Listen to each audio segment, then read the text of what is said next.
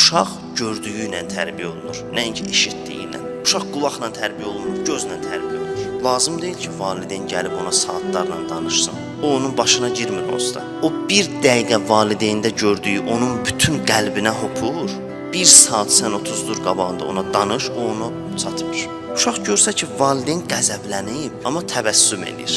Valideynin öz meyli ilə mübarizə aparmasını uşaq görsə, o da o cür tərbiyə olacaq. Daha ehtiyac olmayacaq ona deyəsən ki, qəzəblənəndə qəzəbli çölə çıxartma, çalış eləməsən təvazökarlıq elə. O onu valideyndə görsə, görəcək ki, bəli, valideyn öz nəfsi istəyi ilə, öz şəxsi meyli ilə mübarizədədir. Bu da o cür tərbiyə olacaq. Daha ehtiyac yoxdur hər şeyi onun üstünə atasan ki, yox, mən yaxşı tərbiyə edirdim, mühit pis oldu, getdi, uşaq da pis oldu. Pis dostları oldu, oldu pis.